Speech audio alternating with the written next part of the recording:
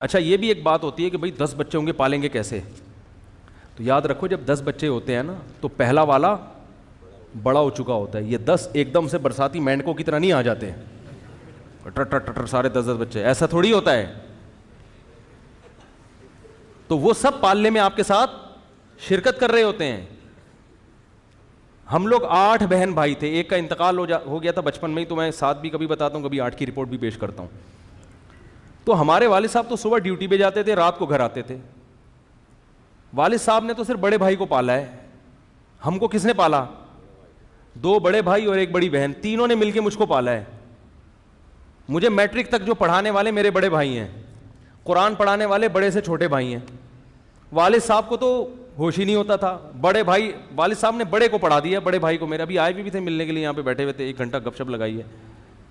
وہ بھی ایک اپنا مزہ ہوتا ہے یار, بڑے بھائی آئے ہوئے ہیں, سلام دو ہو جاتی ہے, رپورٹ پیش کرتے ہیں, ہاں بھائی کیا کر رہا ہے کیا نہیں کر رہا, صحیح ہے نا. تو ابھی تک ڈر لگتا ہے مجھے بڑے بھائی سے, ابھی تک ڈر لگتا ہے, کیونکہ وہ کچھ بھی بول دیتے ہیں, یار یہ تم غلط کر رہے ہو, یہ تم صحیح کر رہے ہو. کہ بڑا تو بڑا ہوتا ہے نا, تو نگرانی رہتی ہے آپ کے اوپر. آپ فیملی کے ساتھ اچھا سلوک کرتے ہو کیونکہ آپ کی فیملی کے پاس شکایت لگانے کے لیے بڑا بھائی. آپ اپنی بیوی کے ساتھ غلط سلوک کرو گے, وہ شکایت کس کو لگائے گی؟ بڑے بھائی کو لگائے گی شکایت. تو فیملی سسٹم بھی کیا رہے گا؟ ہم سے چھوٹے والے کی بیوی اپنے بیوی کے ساتھ غلط سلوک کرے, وہ کس کو شکایت لگائے گی؟ ہمیں لگائے گی. بھائی یہ آپ کے چھوٹے بھائی اس طرح کر رہے ہیں. ہم بولیں گے کیا کر رہا ہے بھائی تو, تمیز سے 10 بجے گھر کیوں نہیں آ جاتا تو, ہے بھائی؟ بھائی اگر وہ 2 بجے گھر آئے گا تو ہم بولیں گے نا یار کیا ہو گیا یار, یہ کوئی انسانوں والا ٹائم ہے, 2 بجے گھر میں آ رہے ہو. تو اگر یہ فیملی سسٹم نہیں ہوتا نا, بہن بھائی نہیں ہوتے, تو عورتوں پہ بھی ظلم ہوتا ہے. وہ اپنی کمپلین کس کے سامنے کریں؟ ہاں یہ ضرور ہے کہ سب گھروں میں ایسا نہیں ہوتا, بہت سے گھروں میں تربیت نہیں ہوتی. تو اس کا حل یہ نہیں کہ بچے نہ پیدا کیے جائیں, اس کا حل یہ کہ تربیت کی جائے. کیونکہ اگر تربیت کے بغیر ایک بھی پیدا ہوگا نا, وہ بھی ڈاکو بنے گا, اور 10 بھی پیدا ہو گئے تربیت کے ساتھ تو وہ انشاءاللہ اچھے بنیں گے, الا یہ کہ اللہ نے فیصلہ نہ کیا ہو. تو یہ بھی ایک بڑی مصیبت ہے کہ 10 بچے سارے ماں. دیکھو میں اکثر کہتا ہوں کہ بھائی پہلی نمبر پہ بیٹی پیدا ہونی چاہیے, بہت جلد ماں کے کاموں میں ہاتھ بٹانا شروع کر دیتی. وہ چھوٹے بہنوں کا بھی خیال کرتی ہے, بھائیوں کا بھی خیال کرتی ہے. اب میرے جس گھر میں بچے زیادہ ہیں نا, ان وائف کو لے کے میں سفر آسانی سے کر سکتا ہوں. حالانکہ کہنے والا کیا کہ بچے زیادہ آپ سفر نہیں کر سکتے. وجہ اس کی ہے کہ مجھے پتا ہے بڑی بچی چھوٹوں کو سنبھال لے گی گھر میں. 2 بچے ہوتے ہیں تو پھر نہیں کر سکتے آپ سفر ان کے ساتھ. تو یہ سب میڈیا کا پروپیگنڈا ہے. ایک نے کمنٹس کیے میرے بیان پہ کہ کیا کتوں کی طرح بچے پیدا کرتے چلے جائیں. یہ سب ڈائلاگ ہیں آج کل, کتوں کی طرح پیدا ہی کرتے چلے جائیں.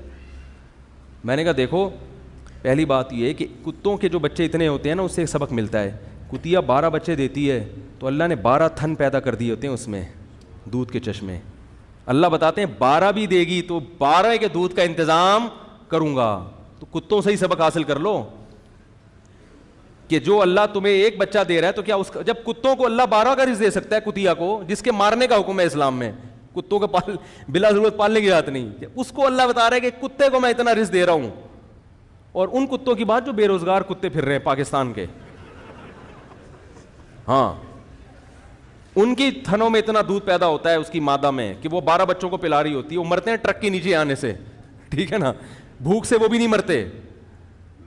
تو انسانوں کو اللہ نہیں دے گا رزق کیا؟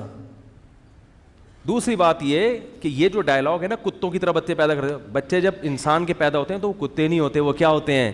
انسان ہوتے ہیں. وہ کیا ہوتے ہیں؟ تو ان پر کتوں والا ڈائلاگ یہ کتا پن ہے.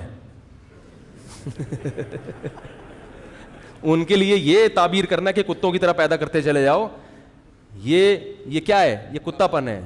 یہ کتوں جیسی باتیں ہیں, ٹھیک ہے نا, یہ انسانوں جیسی باتیں نہیں ہیں. کیونکہ جب یہ پیدا ہوں گے ان میں ڈاکٹر بھی ہوں گے, علماء بھی ہوں گے, انجینئر بھی ہوں گے, مزدور بھی ہوں گے. آپ مزدور کو ہلکا کیوں سمجھتے ہو؟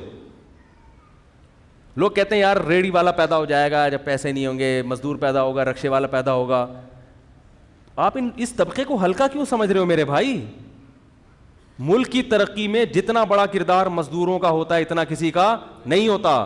آپ کی اولاد میں ملک کے لیے کی تعمیر و ترقی کے لیے مزدور پیدا ہوں گے. نبی صلی اللہ علیہ وسلم نے فرمایا کہ پسینہ بہا کے کمانے والا, یہ عمل کیا ہے؟ عبادت ہے. جو ہاتھ کی محنت سے کھاتا ہے اس سے بہتر کوئی عبادت حدیث کا مفہوم ہے نہیں ہے, تو وہ تو عبادت گزاروں میں شمار ہوگا اس کا. ان گڑھا کھودنے والے کو آپ یہ سمجھتے ہو کہ ان کو نہیں پیدا ہونا چاہیے تھا؟ یہ سب ملک اور قوم کی ترقی کا ذریعہ بنتے ہیں. تبھی تو آپ دیکھو نا کہ یہ جو ملی نغمہ آیا کرتا تھا نا پہلے, میرے چاند میری زمین پھول میرا وطن, اس میں اس نغمے میں ملک کے ڈاکٹروں کو بھی دکھایا گیا, فوجیوں کو بھی, اس میں ملک کے مزدوروں کو بھی دکھایا گیا ہے, ملک کے کسانوں کو بھی دکھایا گیا ہے. یعنی یہ بتایا جا رہا ہے کہ ان مزدوروں اور کسانوں کا جو بیچارے ان ایجوکیٹڈ ہوتے ہیں, ان کا بھی ملک کی تعمیر و ترقی میں بہت بڑا کردار ہوتا ہے. تو آپ کی اولاد میں کسان بھی پیدا ہو رہا ہے, مزدور بھی پیدا ہو رہا ہے, رکشے والا بھی پیدا ہو رہا ہے, تو بھی کوئی غلط نہیں ہے. چور ڈاکو نہیں پیدا ہونے چاہیے بس.